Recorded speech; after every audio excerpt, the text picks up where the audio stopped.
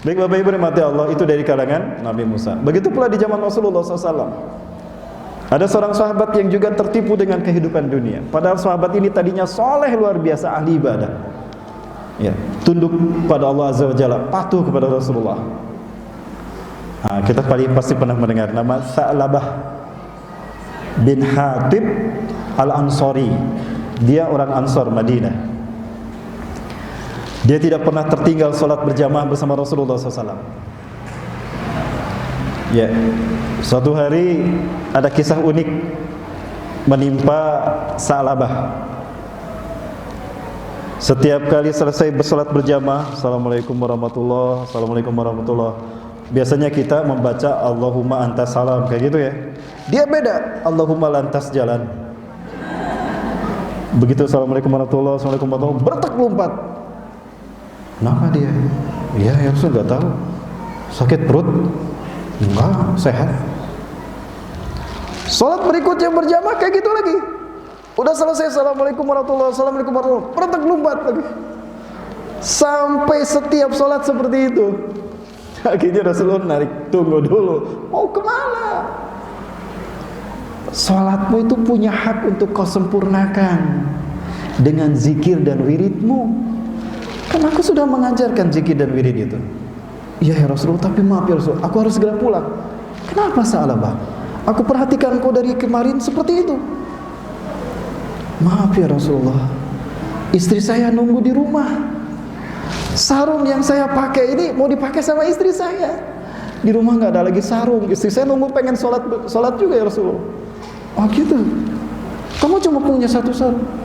Iya ya Rasulullah, saya cuma punya satu sarung. Kalau saya di sini, istri saya sholatnya akhir nanti ya Rasulullah. Allahu Akbar. Ya udah, sok cepat pulang. Kok kamu nggak bilang sama saya? Enggak ya Rasulullah, maafkan ya Rasulullah, saya malu untuk meminta pada anda. Pergilah Sa'labah ke rumahnya. Ya, kemudian Rasulullah datang ke rumahnya dan memberikan bantuan. Rasulullah ngasih sarung sama Sa'labah tuh. Nih buat kamu dan ini buat istrimu. Lain kali jangan langsung Allahumma lantas jalan. Baca wirid dulu, sempurnakan dulu salatmu. Baik ya Rasulullah. Nah kemudian Sa'labah mendekati Rasulullah dan berkata, ya Rasulullah, bolehkah saya meminta sesuatu ya Rasulullah? Apa Sa'labah? Aku yakin Allah Maha Kaya dan Allah Maha Mendengar. Boleh gak saya meminta kepada Allah sesuatu, wahai Rasulullah? Oh boleh, Allah senang jika kamu meminta. Dan Allah tidak berkurang kekayaannya, betapapun semua makhluk meminta kepada Allah.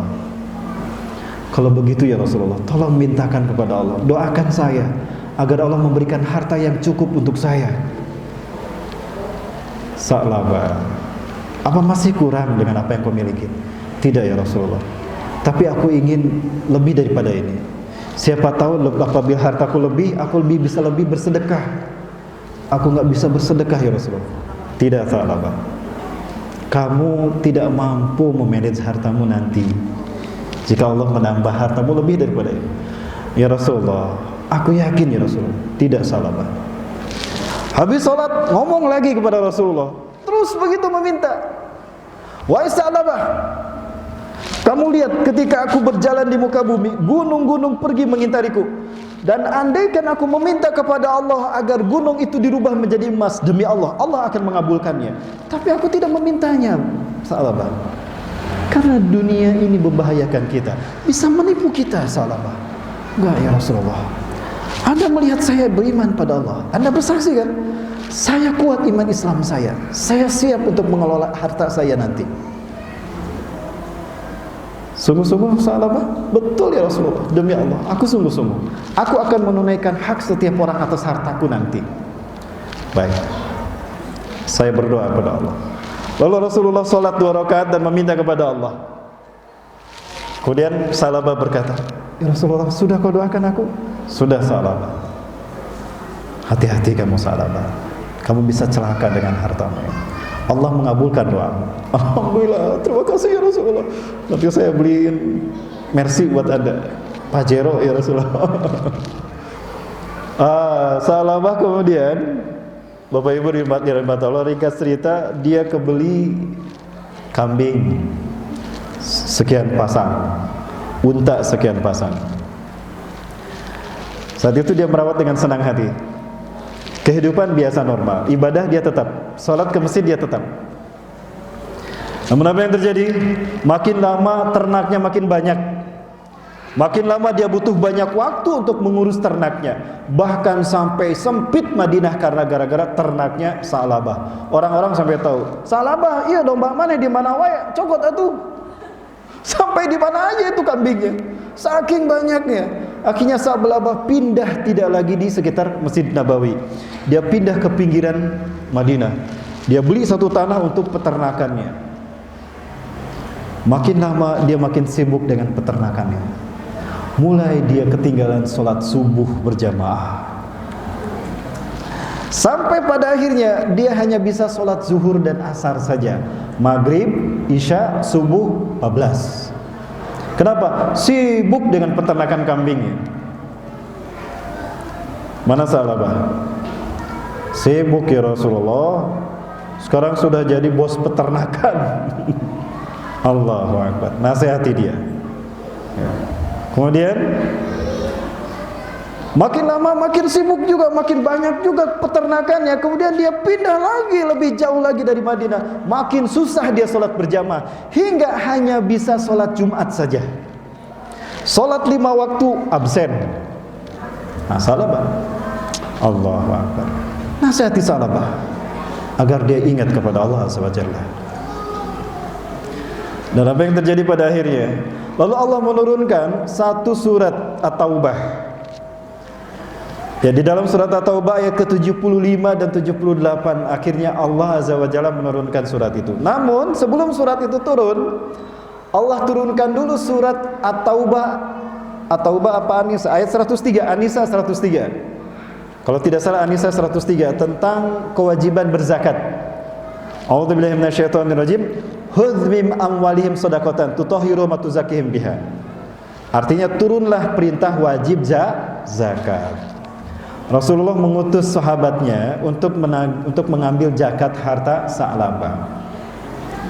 Ketika datang ke sana, apa ini? Kenapa harus diambil? Ini kan harta-harta saya. Saya dapatkan dengan jerih payah saya. Kenapa saya harus mengeluarkan zakat? Allah telah menurunkan perintah untuk mengeluarkan zakat harta kita. Ya nanti saya berikan. Nanti saya berikan. Datang lagi nanti besok.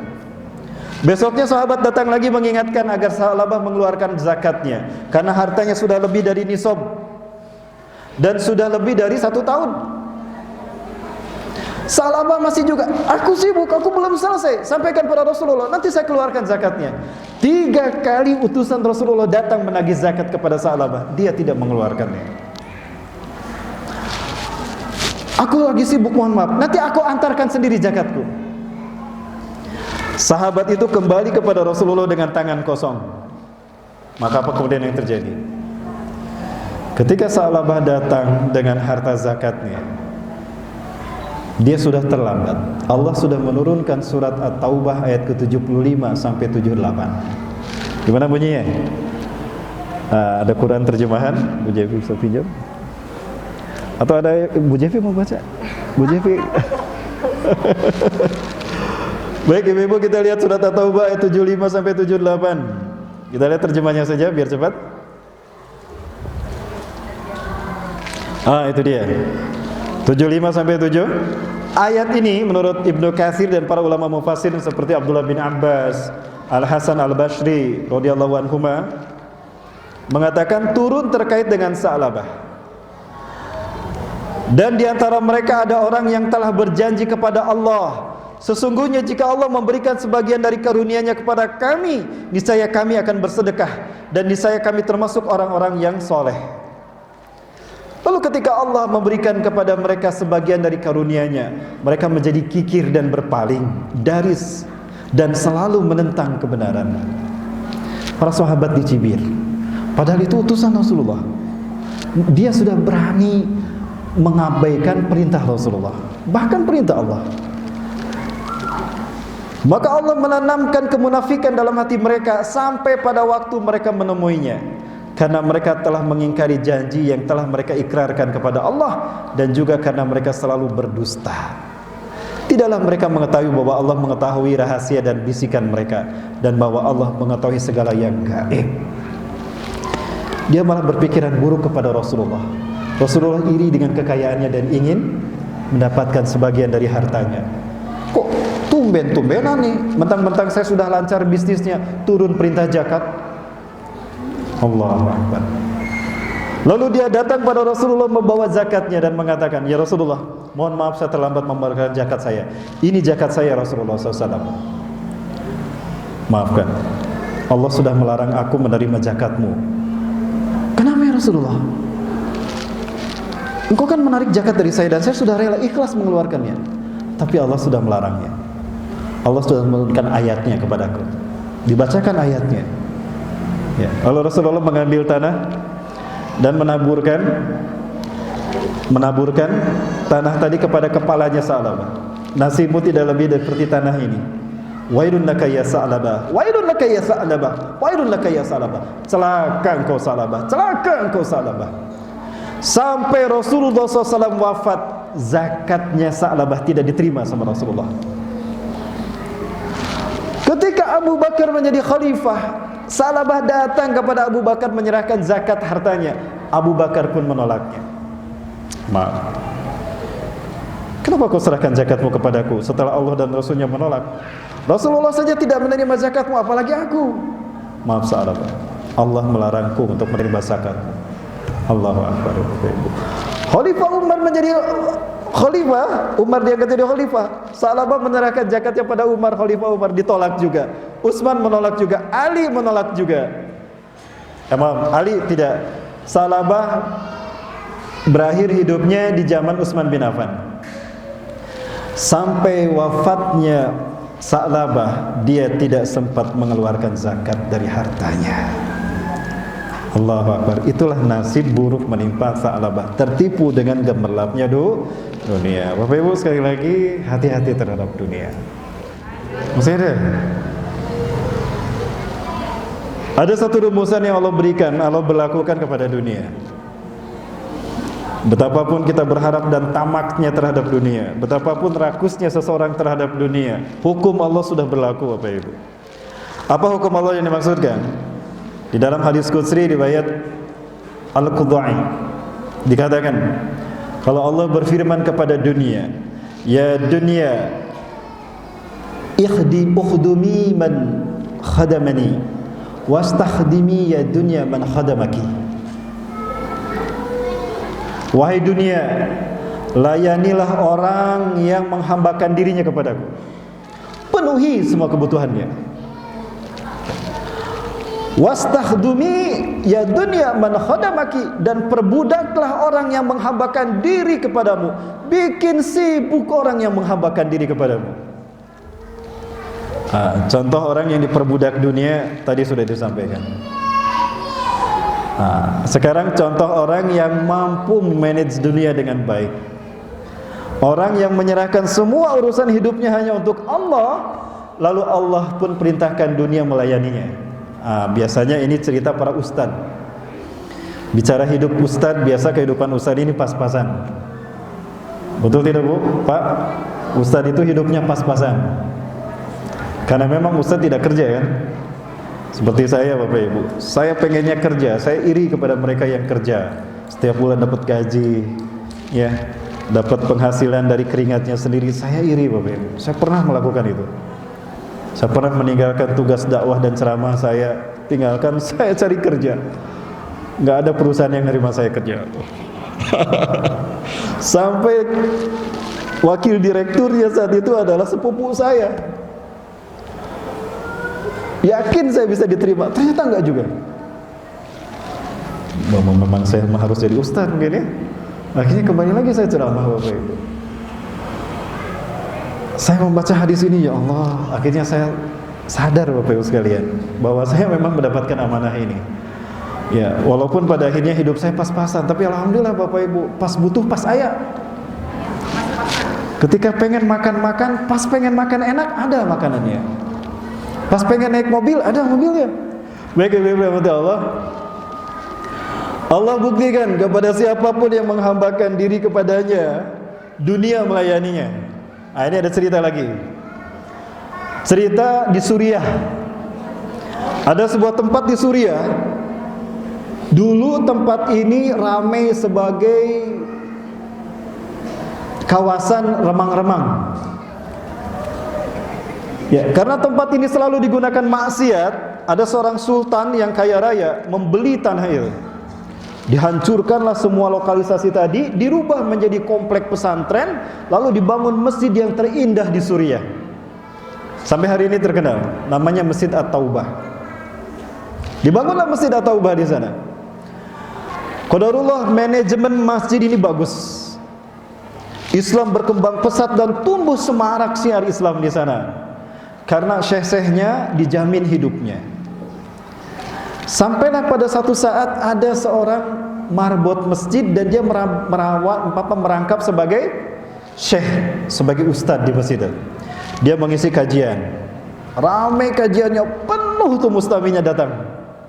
Syekh ini bernama Syekh Sulaim. Kalau disebut syekh di Indonesia itu kelasnya ustadz. Ustadz di Timur Tengah itu lebih tinggi dari syekh, Bu. Jadi kalau ustadz biasa di Timur Tengah itu disebutnya syekh. Ustadz itu di atas syekh. Kalau kita dibalik, syekh di luhur, ustadz di bawah, gitu ya. Dibalik, Bu.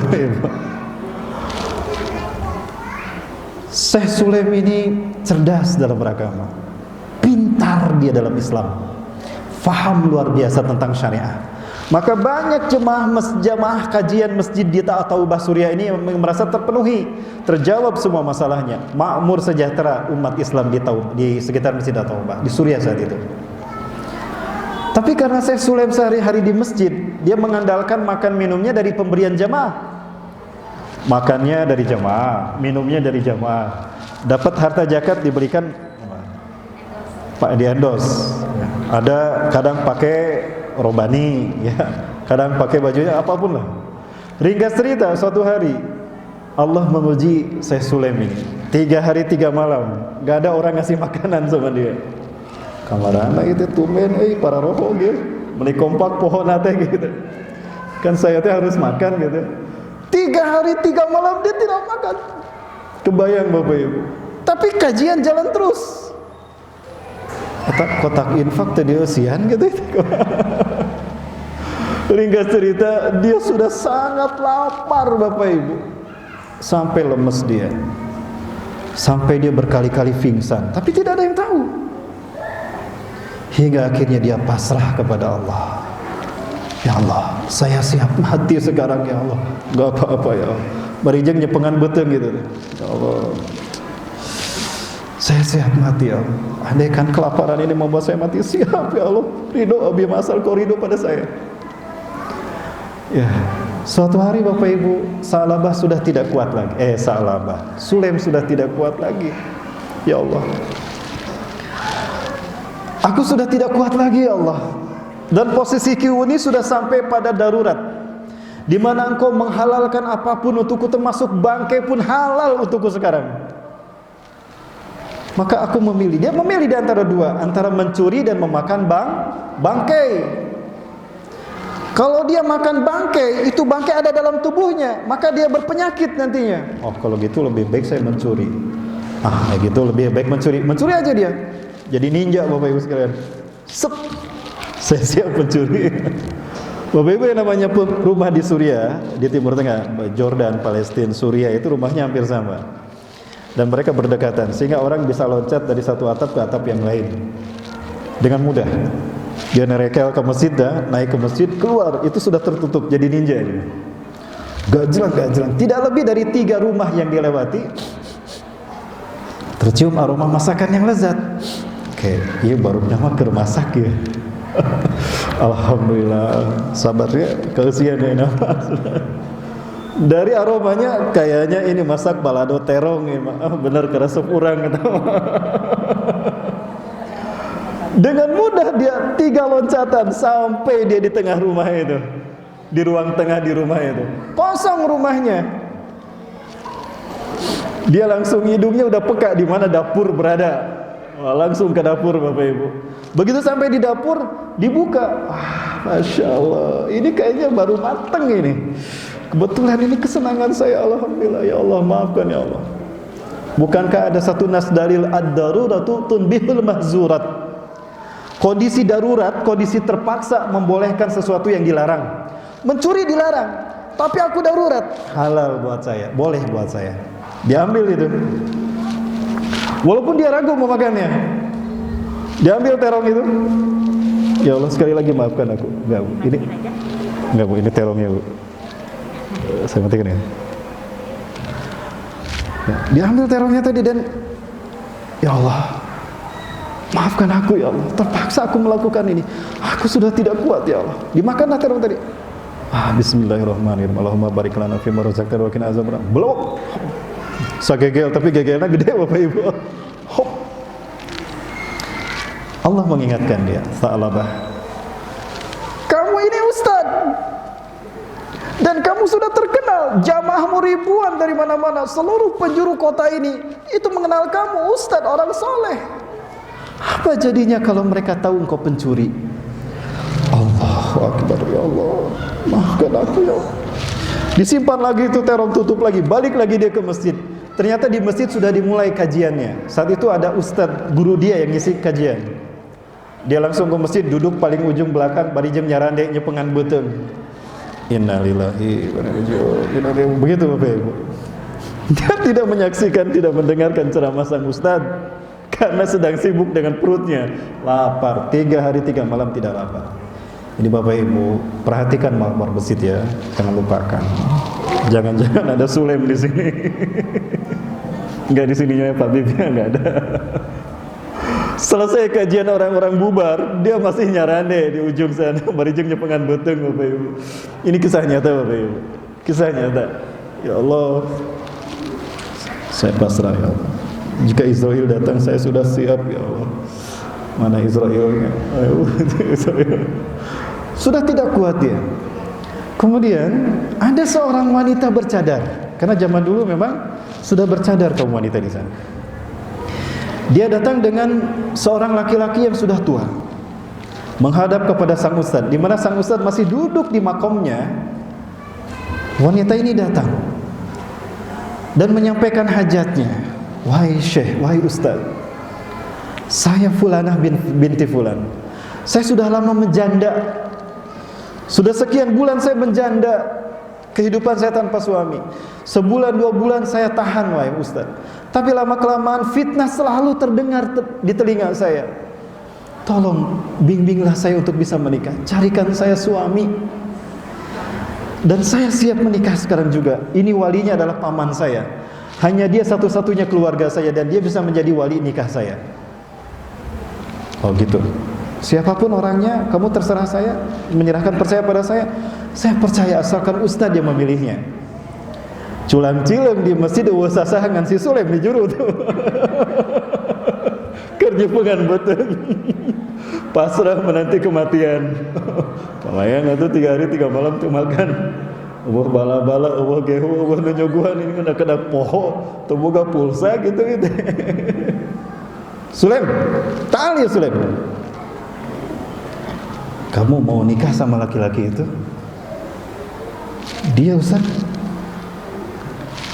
yakin akidahnya bagus, dia bisa membimbing saya. Ya, dia murid saya yang terbaik. Orang-orang suka sama dia. Alhamdulillah, boleh Ustaz. Saya siap menjadi istrinya. Ya, baik kalau begitu. Sulem, sini. Terkadang udah kesibuk menyembuhkan beteng. Dilempar Sulem. Allahu Akbar. Sini.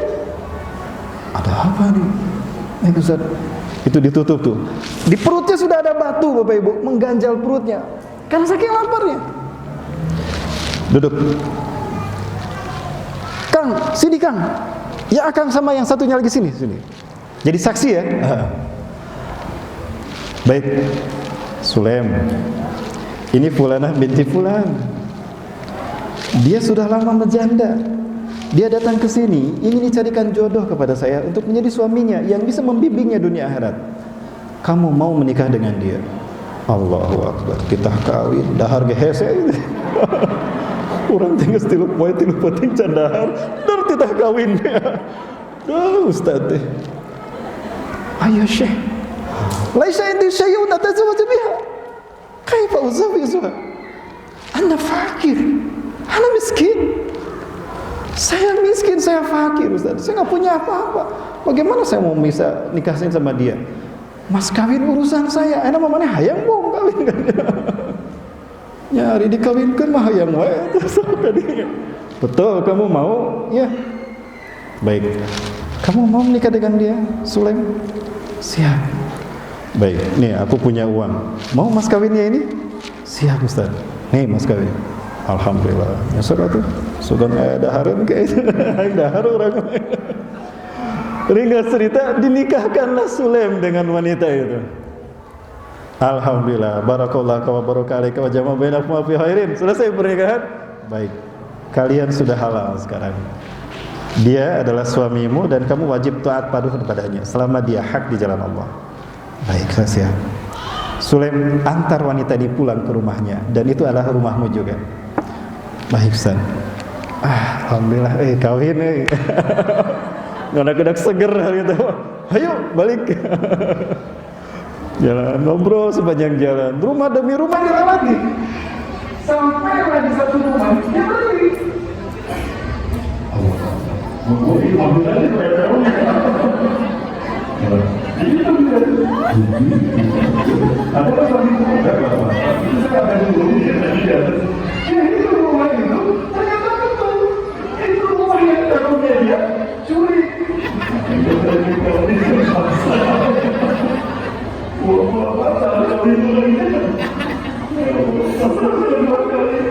Siapa benar nasib saya ya Allah.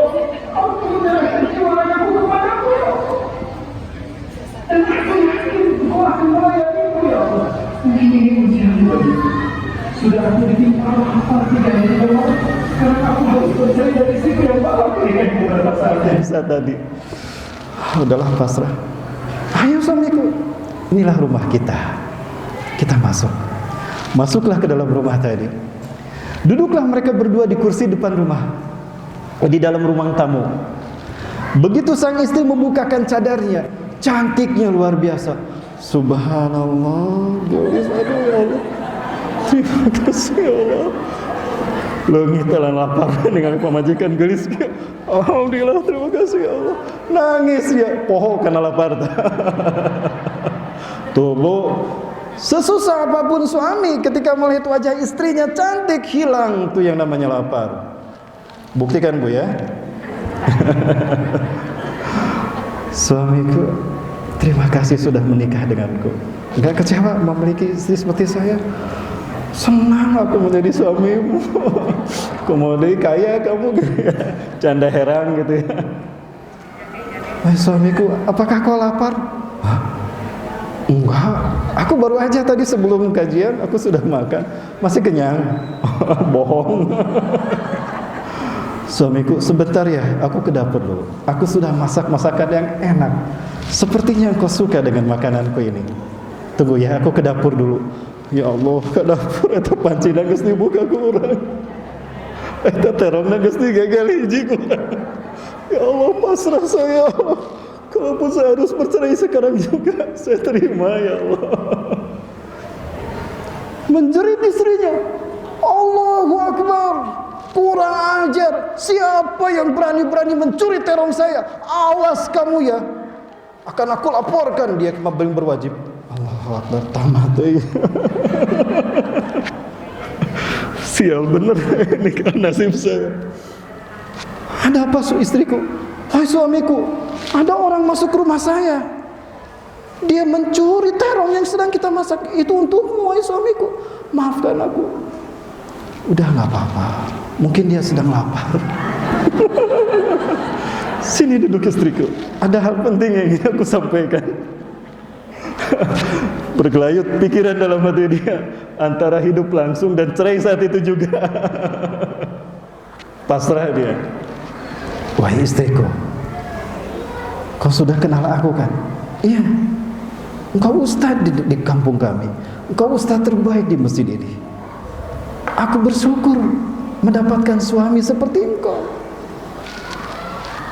Engkau tahu kan, sehari-hariku aku habiskan beribadah kepada Allah. Betul, demi Allah, aku menyaksikan. Dan kau tahu, aku tidak bekerja. Betul, kan kau hidup di masjid. Pemberianmu dari jamaah, itu dia. Sudah 3 hari 3 malam, demi Allah, aku tidak makan istriku. Aku lapar luar biasa. Sampai-sampai aku berpikiran, kalau hari ini aku akan mati. Hari ini aku akan mati, saking aku tidak kuat dengan kelaparanku. Sekarang aku sudah menikah dengan kau. Sekarang aku pasrah kepadamu. Apapun yang kau putuskan aku terima. Maksudmu, akulah yang menggigit terongmu itu. Akulah yang masuk ke rumahmu. Dan aku saking laparnya, aku mencuri terongmu dan aku menggigit. Tapi ketika itu aku ingat, walaupun baru 1 gigitan. Tapi mohon maaf, sudah terlanjur aku telan. Tolong halalkan untukku. Dan sekarang terserah engkau. Apapun yang kau putuskan aku terima. Allahu Akbar. Sini suamiku, dicium tangannya dan keningnya. Ini adalah karunia dan takdir Allah yang terindah untukku, wahai suamiku. Engkau tidak hanya memiliki terong ini, tapi engkau memiliki aku pemilik terong ini, dan engkau memiliki rumah pemilik terong ini. Allahu Akbar. Benar ini? Alhamdulillah ya Allah. Bapak Ibu, ini bagi para ustaz, bagi mereka yang berjuang di jalan Allah, yakinlah kalau Allah tidak pernah melantarkan kita. Allah sudah menetapkan rumusan ini bagi dunia, bahwa Allah perintahkan pada dunia melayani siapapun yang menghambakan dirinya kepada Allah. Tapi Allah akan memperbudak siapapun melalui dunia pada mereka yang menghambakan diri kepada dunia, yang habis hidupnya hanya untuk dunia dan dunia. Allahu Akbar. Ya, Bapak Ibu sekalian, saya sudah menikah sejak 99. Pernah bekerja sebagai seorang guru 11 tahun Bapak Ibu. Dari guru honorer sampai wakil kepala sekolah. 2014 saya di PHK. Bingung saya harus bilang apa sama sang istri. Sementara rumah belum lunas. Saya membeli rumah dengan sekian termin. Baru 1 termin, mau saya lunasin termin yang kedua. Tapi tiba-tiba keputusan saya dipecat dari pekerjaan saya. Tapi saya sudah hadir di kajian demi kajian. Dan saya bingung harus ngomong apa kepada istri saya, karena surat PHK ada di tangan saya. Saya serahkan, saya simpan di meja, saya tidak serahkan pada istri. Ternyata istri saya baca. Lalu istri saya menghadap saya dan, "Abi, ini apa, Bi?" Ya baca aja. "Abi, di PHK." "Iya, Mi." "Pantas kenapa Abi gak kerja hari ini?" "Ya kan udah di PHK." Gimana tuh mengkandungi macan beres? Anak-anak kita harus kita biayai sekolahnya. Dan si kembar mau masuk sekolah. Anak saya sudah 5 Bu saat ini, tapi istri baru 1. Saya yakin dengan ayat ini Ibu sekalian, dengan hadis qudsi ini, saya sampaikan ini pada istri saya, dan saya ceritakan pendeta Syekh Sulaim ini pada istri saya. Hati-hati Umi. Kalau Umi berpikir rizki kita akan berkurang karena Abi di PHK, berarti syirik kita selama ini. Bahwa rizki kita dari kantor kita, bahwa rizki kita dari bos kita. Apakah dengan Abi di PHK rizki akan berhenti? Tidak, rizki dari Allah. Istighfar pada Allah. Allahu Akbar. Ya Abi, saya nasihatin istri saya. Alhamdulillah, boga dalil euy. Saya nasihatin istri saya dan saya sampaikan, yuk kita hidup berdasarkan takdir dan keyakinan. Indah hidup berdasarkan keyakinan kepada Allah. Kita lihat, Allah pasti membuktikan. Itu yang saya nasihatin. Memang kami susah saat itu, tapi qadarullah. Alhamdulillah, rumah kebeli Bu. Ada 2 sekarang. Saya kemana-mana, alhamdulillah ada jamaah yang peduli pada saya, beliin saya kendaraan. Ya. Intinya Allah membuktikan janjinya pada kita. Jadi yakini Bapak Ibu sekalian, jangan sampai tertipu dengan kehidupan dunia. Ya Bapak Ibu rahmati Allah. Baik Bapak Ibu rahmati Allah, mohon maaf ini karena memang waktunya sedikit. Banyak hal lain yang ingin saya sampaikan, tapi waktu kita tidak cukup. Saya belum membahas bagaimana filosofi yang benar tentang kehidupan kita yang sesungguhnya, ya, tentang keseimbangan hidup dunia dan akhirat. Luruskan orientasi hidup kita Bapak Ibu. Jika selama ini kita berpikir dunia dulu, sholat jangan lupa, terbalik. Luruskan nasihat kita pada putra-putri kita. Nah, sholat yang rajin, jangan lupakan sekolah. Selama ini salah dalam kita memberikan nasihat pada anak kita. Ayo nak, belajar yang rajin, sekolah yang rajin, jangan lupakan sholat. Salah gitu. Yang rajin kamu ibadah nak, cari akhiratmu, jangan lupakan duniamu nak. Itulah kenapa selama ini selalu hedonis dan materialis.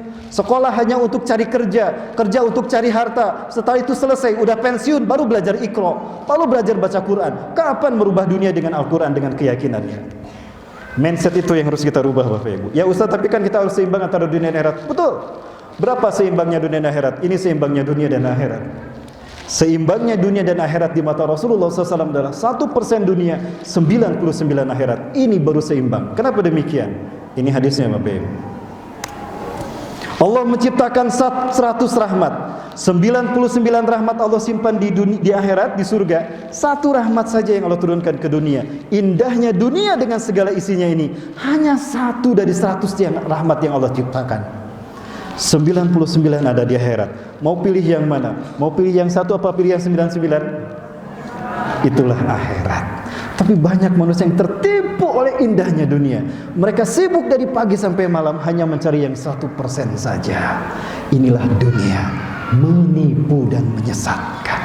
Akhirat jauh lebih daripada kata itu semua. Bapak Ibu rahmati Allah, inilah akhirat. Orang ini sudah meninggal dunia, namun di saat sakaratul maut Allah bukakan semua hijab antara dia dengan akhiratnya. Maka seperti inilah, walaupun sudah tidak bernyawa, dia masih tersenyum melihat sesuatu. Kira-kira lihat apa Bapak Ibu? Lihat surga apa lihat neraka? Inilah yang nanti akan kita alami.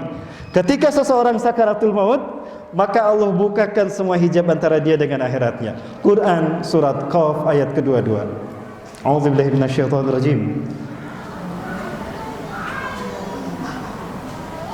Laqad kunta fi ghaflatin min hadha fakashafna anka ghita'ak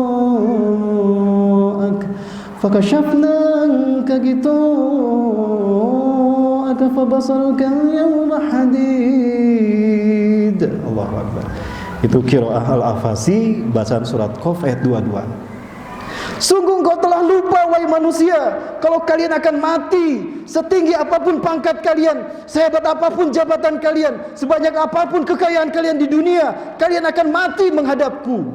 Kalian lupa dengan pertemuan kita wahai manusia. Maka pada hari ini aku bukakan semua hijab antara engkau dengan akhiratmu. Maka pandanganmu tajam saat ini juga. Ketika kita sakaratul maut, akhirat kita akan terlihat. Pastikan ketika Allah mencabut nyawa kita, wajah kita seperti ini. Yang kita lihat adalah surga. Amin. Amin ya rabbal alamin. Demikian Bapak Ibu yang saya sampaikan, lebih dan kurangnya mohon maaf. Yang benar dari Allah, yang salah adalah kode saya pribadi, dan saya beristighfar, astagfirullahaladzim. Rasanya memang masih enak ya berbicara, tapi karena waktu tidak mencukupi, mohon maaf apabila ada kekurangan. Yang benar dari Allah, bukan dari saya. Yang salah itu baru dari saya, dan saya beristighfar, astagfirullahaladzim. Hadanallahu wa iyyakum ajmain wa minkum. Assalamualaikum warahmatullahi wabarakatuh.